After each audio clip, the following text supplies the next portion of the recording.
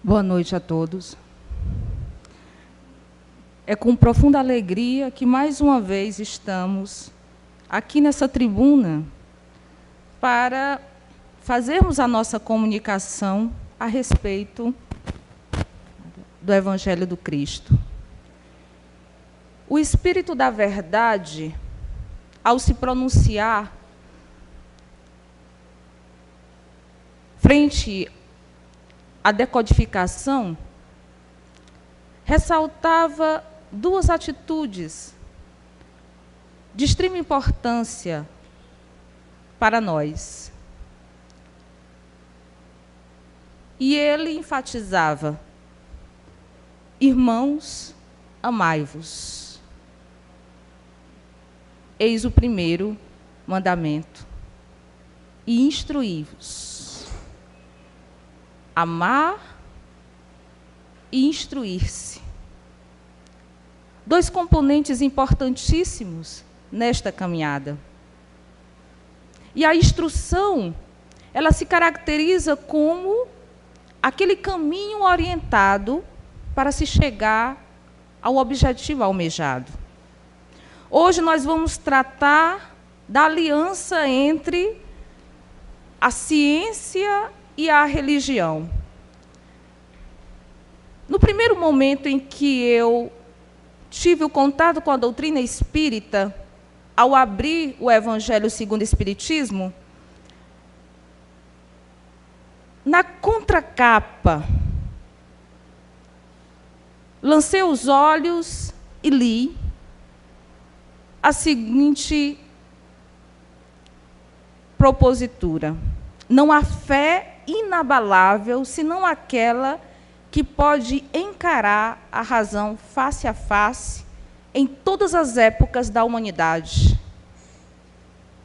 Essa expressão me instigou, porque naquele contexto em que eu estava lendo, começando a ler, eu me questionava o que era a fé. E como a religião poderia unir-se à ciência. E a partir de então, através das leituras que nos foram ofertadas, percebemos que o coração começou a raciocinar e a mente começou a sentir. Porque a doutrina espírita veio como um refrigério em várias inquietações de uma garota de 19 anos que se sentia completamente perdida no mundo, esperando o mundo parar para descer. E, a partir de então, abre-se as portas e um convite para a instrução. Porque, até então, quando nós tratamos de religião, nós pensamos sempre na questão da crença. Precisamos crer. E isso se caracteriza como um dogma. E o que chamamos de dogma se caracteriza como uma circunstância de uma verdade que é incontestável, que é muito comum nas religiões. A partir de então, dentro desse contexto da fé e dentro desse contexto da crença, a doutrina espírita nos chegou com outro convite.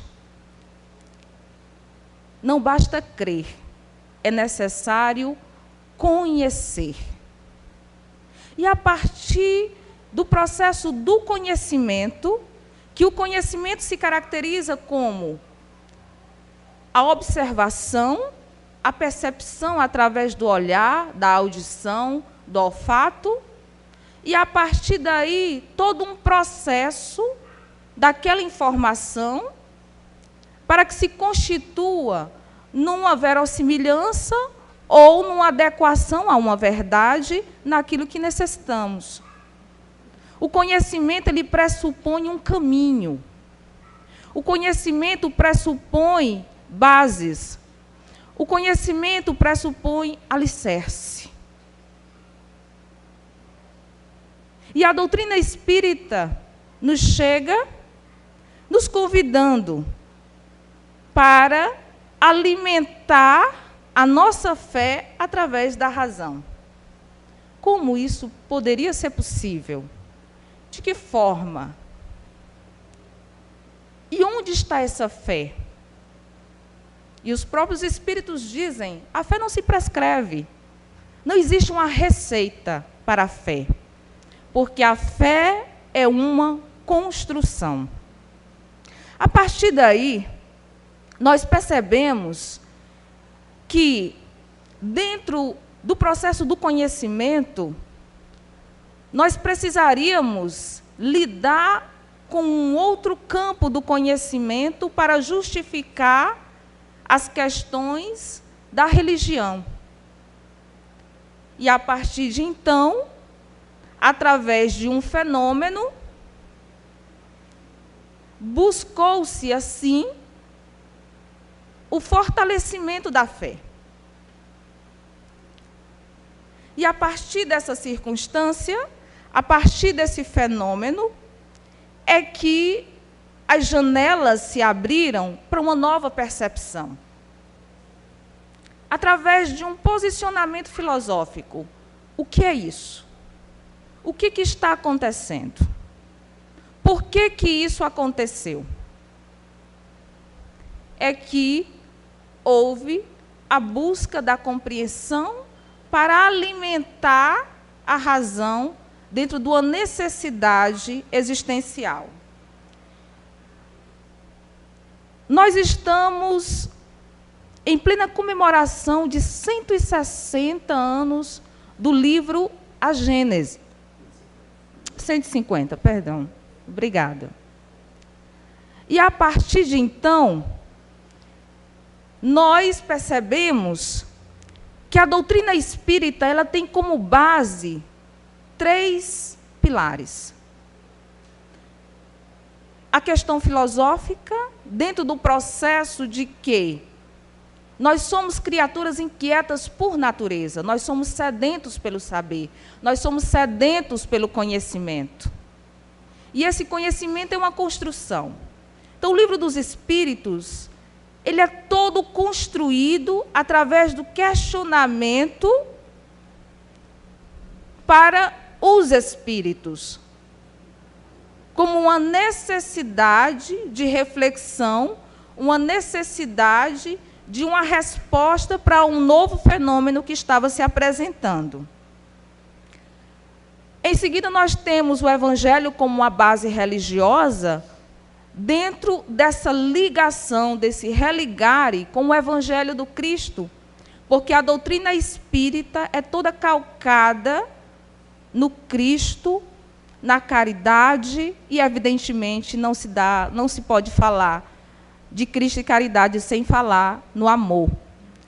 E, a partir de então, a Gênesis nos oferece uma nova visão para compreendermos a doutrina espírita.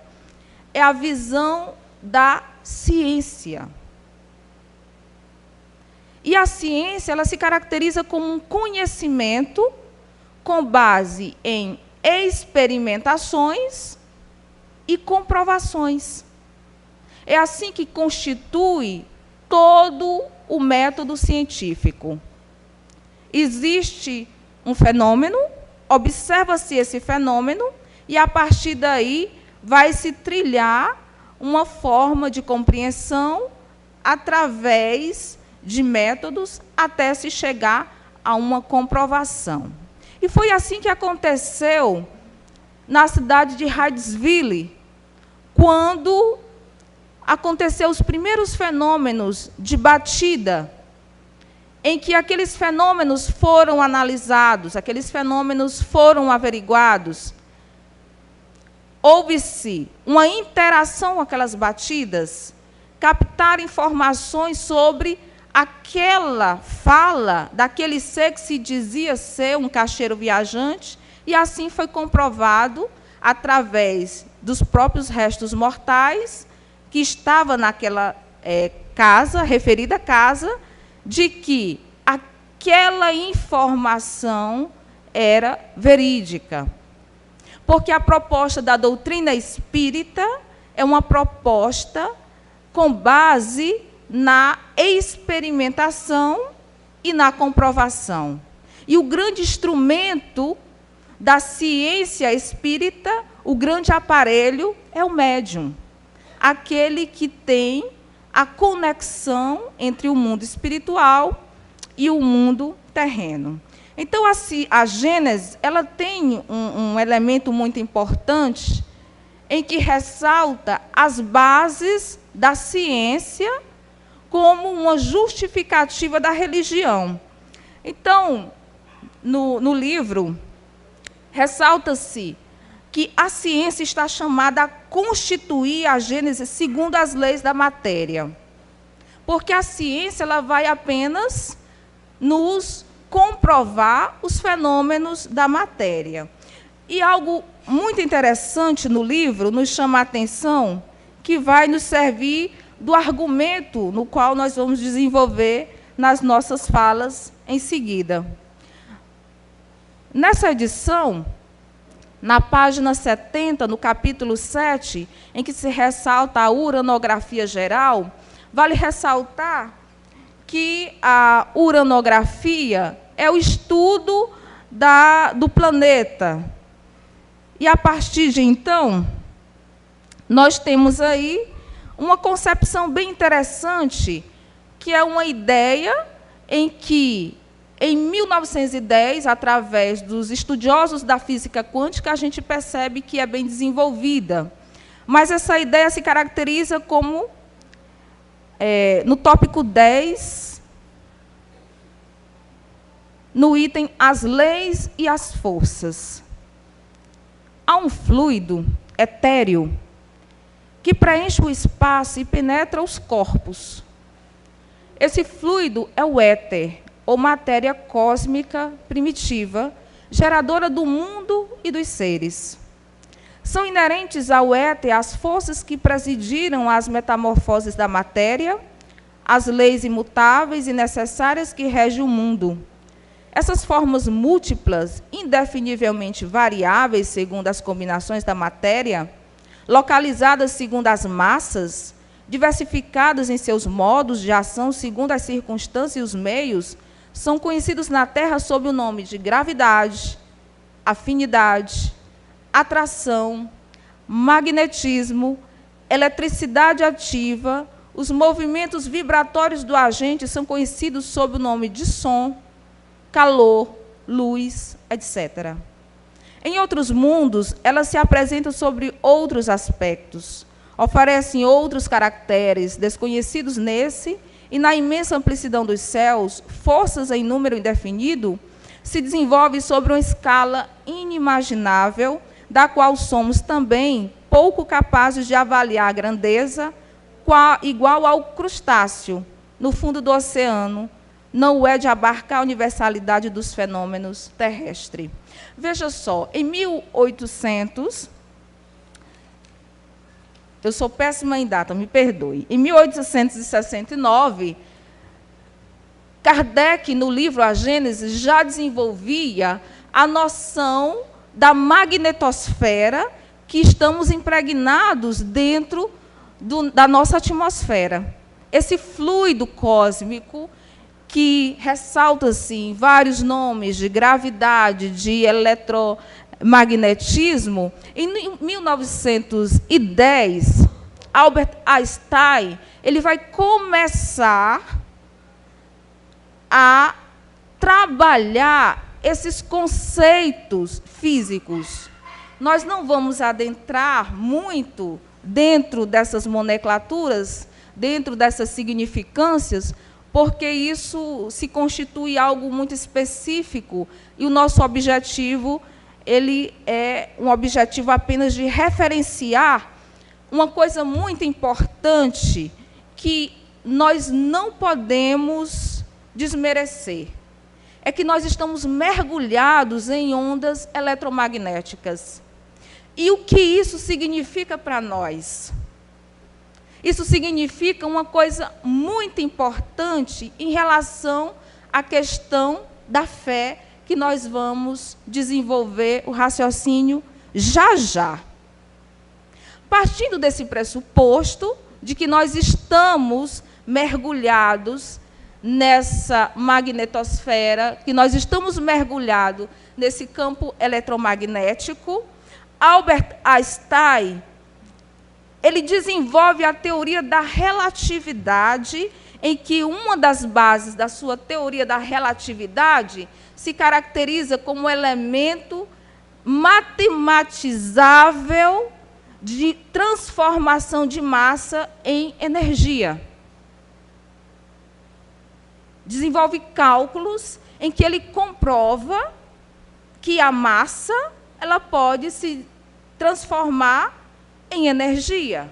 Mas veja bem, o nosso corpo, a matéria é constituída de átomos. E os átomos são constituídos de prótons, elétrons e nêutrons, que, se forem desintegrados, são energia. Então, nós somos constituídos de energia, e a doutrina espírita ressalta isso de uma forma muito contundente, quando fala que nós somos espíritos que estamos momentaneamente numa roupagem humana.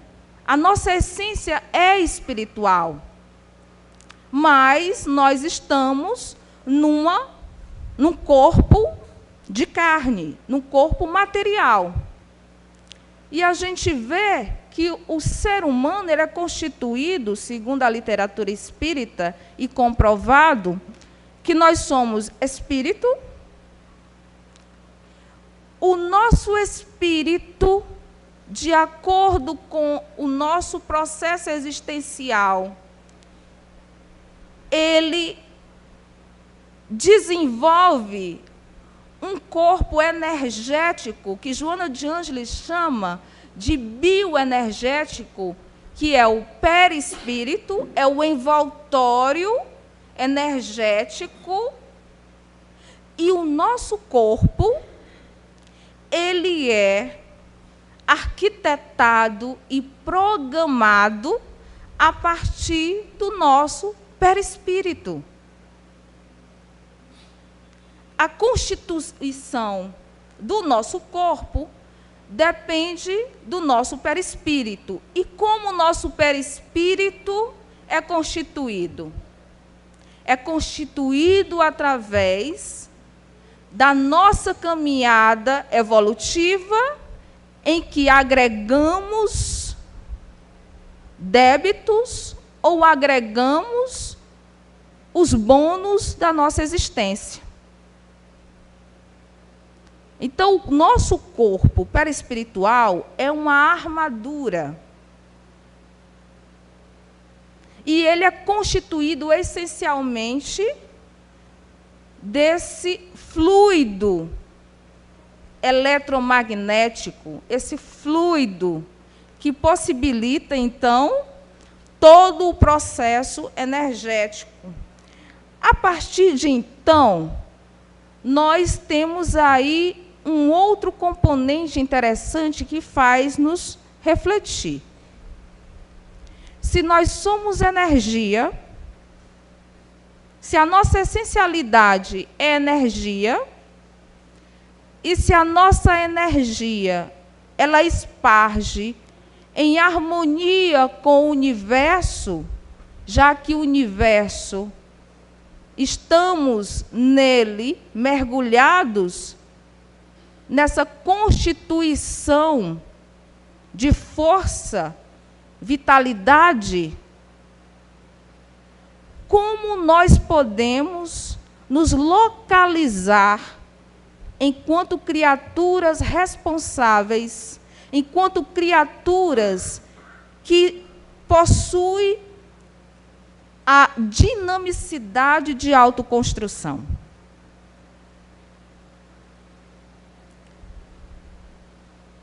E aí, nós remetemos para uma outra questão, que é a questão da vontade. A vontade é o motor móvel que, através da necessidade, do desejo e através da conexão, nós possibilitamos toda uma modificação energética. Veja bem.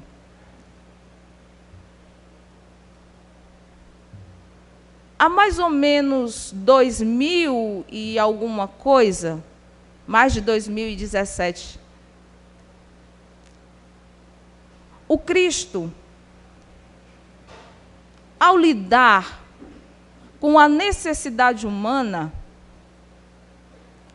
e ao lidar com a constituição energética que ele tinha, o espírito da grandeza que ele tinha, ele sabia muito bem lidar com a força eletromagnética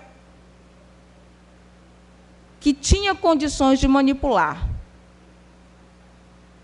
Hoje, para se ter uma quebra de uma molécula, é necessário forças atômicas imensas, através de um passe, de uma imposição de mãos e através de um olhar. A grandiosidade energética do amor do Cristo era tão grande que ele modificava toda a força eletromagnética daquela criatura. Porque a cura não era do corpo, a cura vinha do espírito. E a partir do momento em que alguém chegava até o Cristo, ele tinha uma pergunta básica: o que tu queres? Isso é a ativação da vontade. É a ativação do motor eletromagnético que era o fluido necessário para lidar com a cura. Quando ele perguntava o que tu queres, que o perispírito se modificava na vontade de ser curado, ele colocava as suas mãos, olhava para os céus, numa conexão profunda, e depois ele dizia: vá, a tua fé te curou. Ele nunca dizia, eu curei, mas a tua fé te curou. A Gênesis, ela nos explica, dentro dessa teoria do eletromagnetismo, aquilo que se acreditava que era sobrenatural, hoje a ciência já nos convida a refletir. Como era possível acontecer um fato de uma imposição de mãos, modificar células, modificar energias e acontecer uma cura? E hoje a gente vê o desenvolvimento da ciência, principalmente com o desenvolvimento do raio-x, dos raios gama, que há uma concentração de energia que, bem localizado no corpo, pode até quebrar uma pedra dentro do corpo. A ciência, ela caminha a passos lentos, mas a grande necessidade que nós temos é de compreender que nada que acontece sobre a Terra é sobrenatural. Muitas vezes acreditamos que é sobrenatural, pois não compreendermos e não conhecermos os fatores. Imagine, há 2020 anos atrás, se falar de física quântica. E hoje nós já conseguimos compreender a força do eletromagnetismo, porque nós temos um aparelhinho chamado celular, que se a gente mandar uma mensagem para o Japão, chega lá em milésimos de segundo. E qual o veículo dessa mensagem?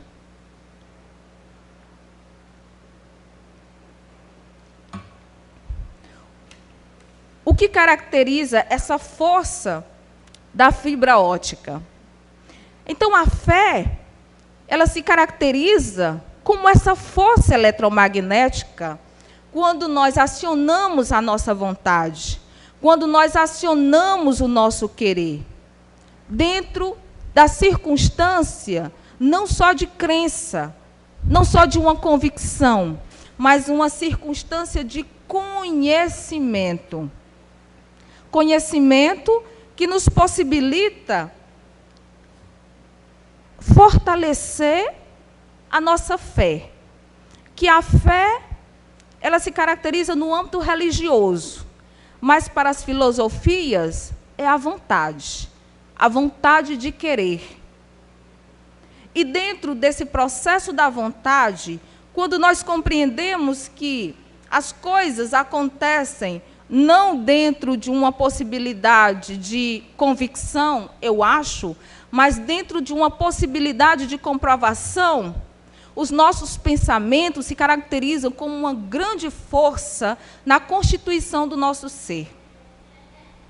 Se nós somos criaturas de energia, se nós estamos mergulhados dentro desse campo, dessa atmosfera eletromagnética, qual a função do nosso pensamento na constituição do nosso ser?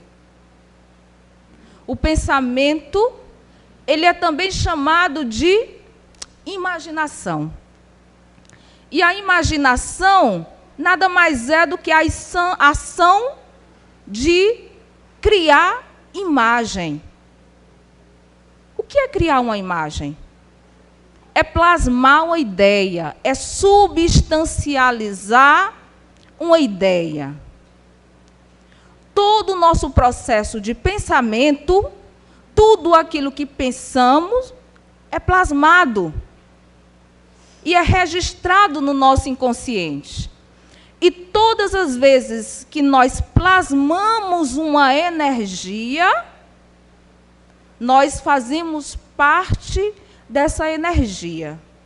E uma das grandes preocupações em relação ao conhecimento do mundo espiritual é como acontecem as influenciações espirituais. Como as energias espirituais nos chegam. Tem pessoas que têm medo de vir à casa espírita, com medo de sair e o espírito acompanhar na cacunda dele, né? Se eu não vou, porque vai que vai um espírito e vai me acompanhar. Primeiramente, dentro desse contexto da compreensão eletromagnética, dentro da compreensão do pensamento, porque pensamento é força eletromagnética, precisamos entender que toda influência, ela precisa da afinidade do nosso pensamento. Qualquer energia que chegue até nós, ela foi convidada pela nossa força vibracional. E tudo que nos chega está relacionado àquilo que pensamos e àquilo que vibramos. Tudo que nos chega é um convite, porque é o nosso pensamento que determina. É através do nosso pensamento que ocorre as famosas brechas. São as portas que abrimos. Porque, ao pensar, nós emitimos uma informação ao universo como uma pedra que se joga na água. Se você joga uma pedra na água, aquela pedra vai criar ondas. Quando você lança um pensamento na atmosfera, as ondas vão captando e quem está na frequência do seu pensamento vai encontrar afinidade. Não é à toa que na glândula pineal nós temos uma grande quantidade de cristais de apatita, que também é o minério que possibilita a transmissão das informações via rádio. E chega dentro de um processo de sintonia. Quando eu falo em glândula pineal, eu estou falando de um mecanismo orgânico que fica no centro da nossa cabeça. É uma glândula endócrina e essa glândula, ela tem uma conexão com o mundo espiritual pela quantidade de cristais e pela quantidade de pela quantidade de cristais de apatita que se encontra nesta glândula. E é por isso que, quando alguém está em desequilíbrio, chama-se de pinel. Porque a glândula pineal é um ponto de equilíbrio e é exatamente o instrumento mor, o instrumento básico do médium. É através da glândula que há o processo da comunicação. Então, o pensamento, ele vai sintonizando como um rádio. Então, você vai ali, opa, eu quero sintonizar com o quê? 93,7 MHz. Você coloca lá e você vai sintonizar com aquelas energias que estão naquela frequência. O pensamento é muito... Então, o que nos chega, tudo que nos acomete, é resultado da nossa vibração mental. E todo o processo de comunicação e de influenciação, todo o processo de plasmação, se dá através do pensamento. É ele. E é por isso que o mestre, na sua grande sabedoria, ele dizia: vigiai e orai. E veja se os pensamentos são de Deus.